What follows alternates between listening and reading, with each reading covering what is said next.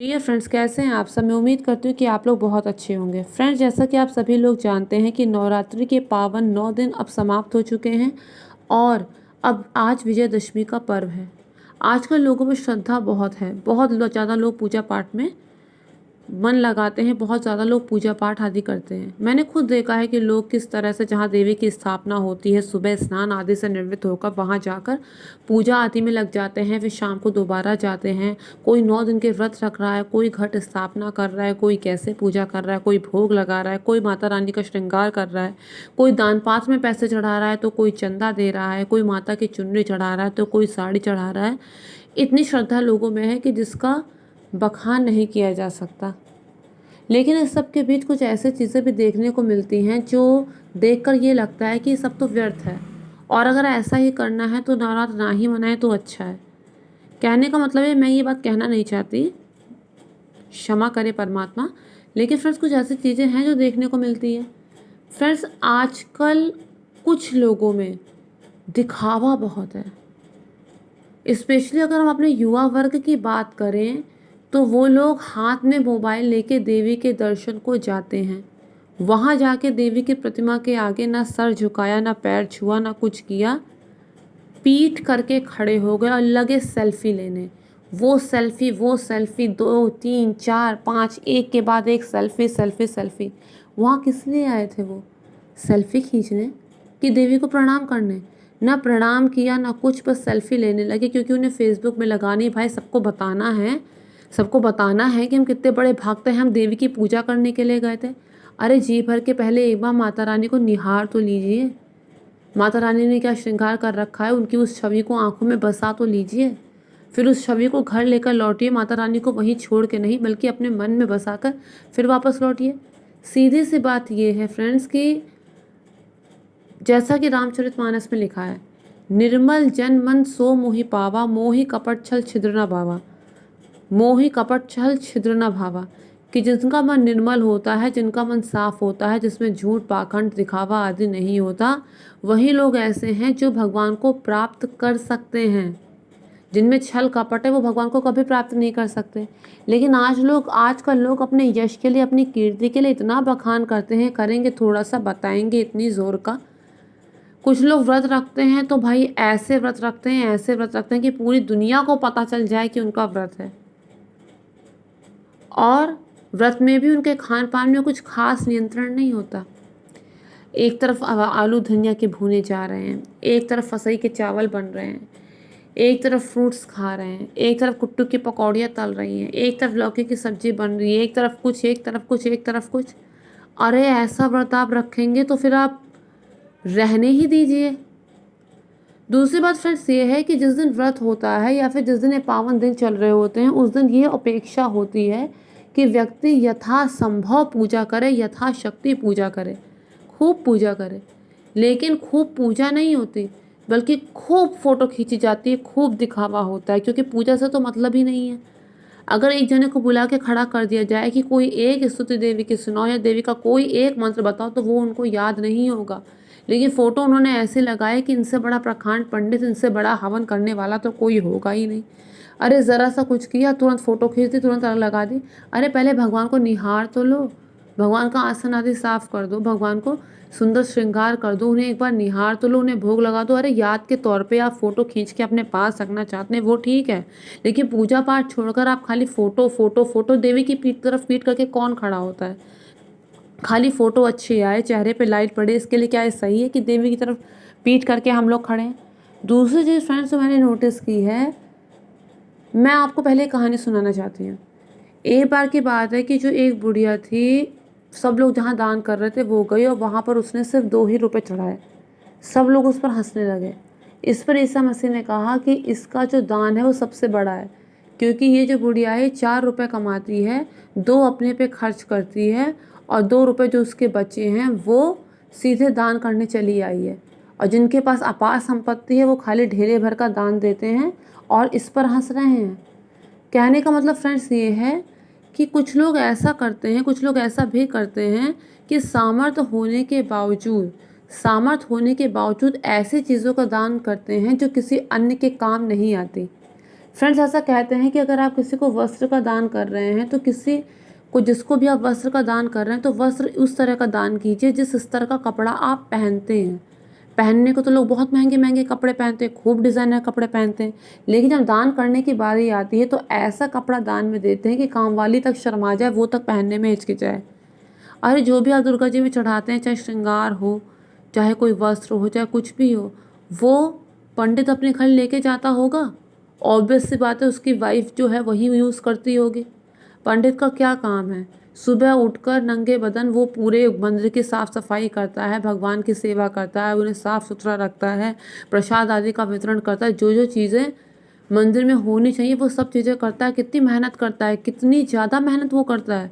अगर उसको कोई चीज़ अच्छी चली जाएगी तो उसमें आपत्ति क्या है? अपने पे खर्च करने के लिए हमारे पास बहुत पैसा है, लेकिन जब बात आती है दान में देने के लिए तो हम ऐसी ऐसी चीज़ों का दान करते हैं कि वो दूसरे के प्रयोग की ही ना हो। तो फ्रेंड्स ऐसे दान का तो कोई लाभ है नहीं।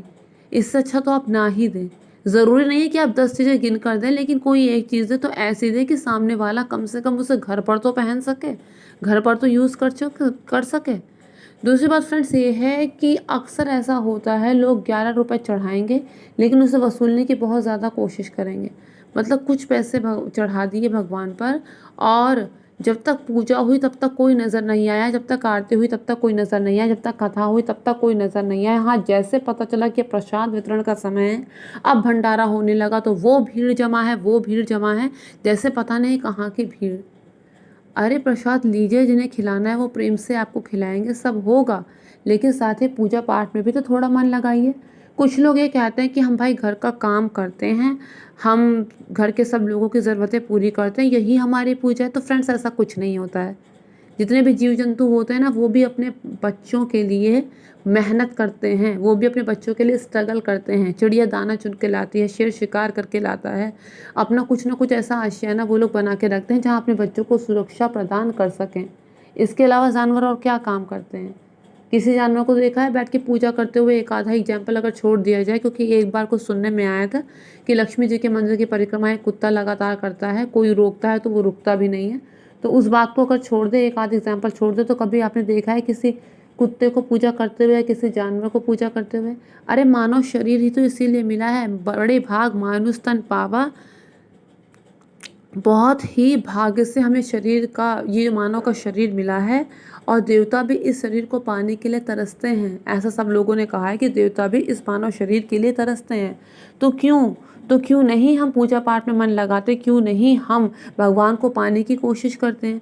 ये बिल्कुल नहीं है कि हम पूरा दिन पूजा पाठ करते रहें या फिर हमें आधा घंटा सुबह और आधा घंटा शाम में पूजा करनी, लेकिन कम से कम 5-10 मिनट तो निकाल ही सकते हैं ना।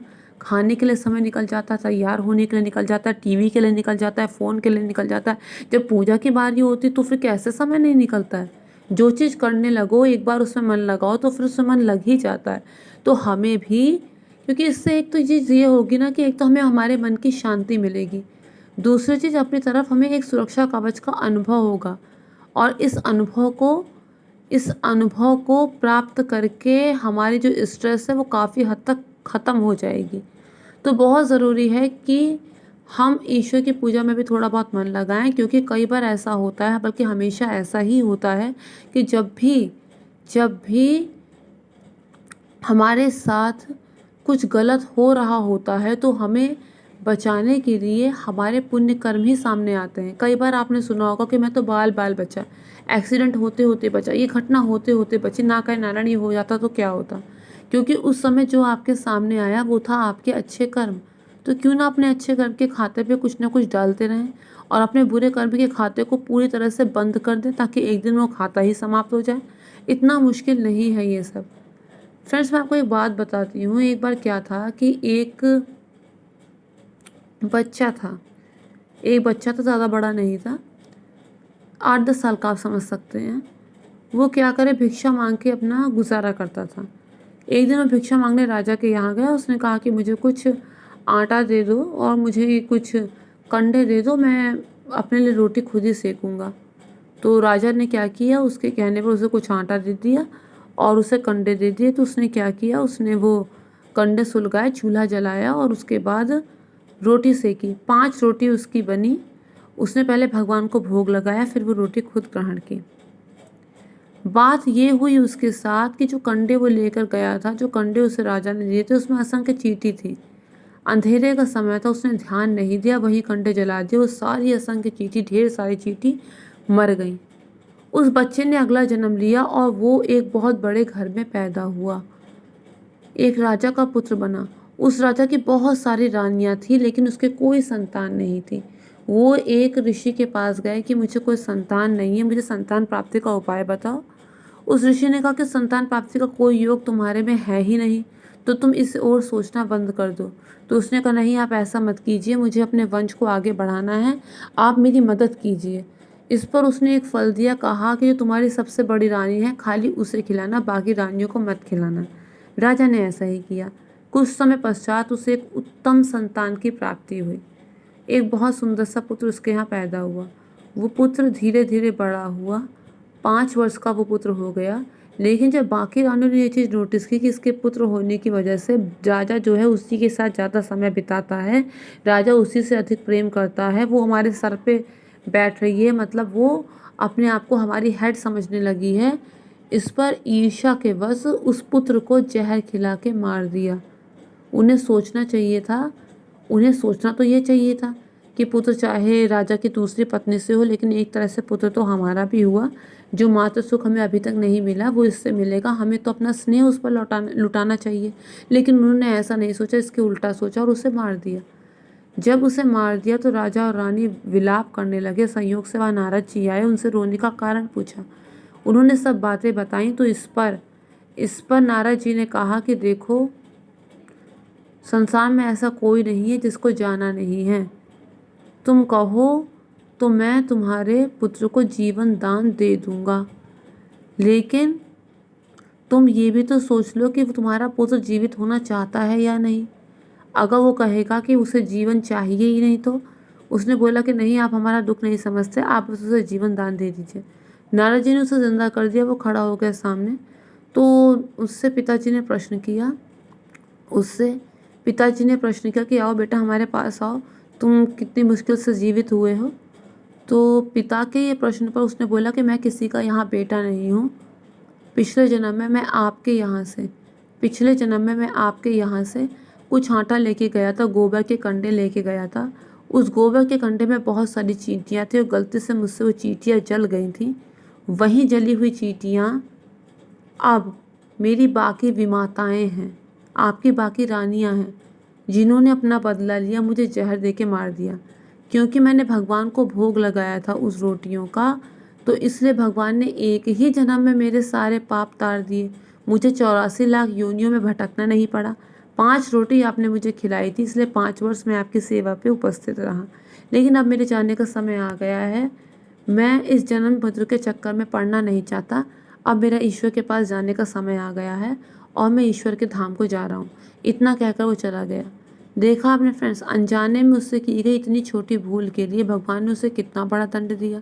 तो फिर हम लोग सोच सकते हैं कि हम और आप कितने पानी में हैं।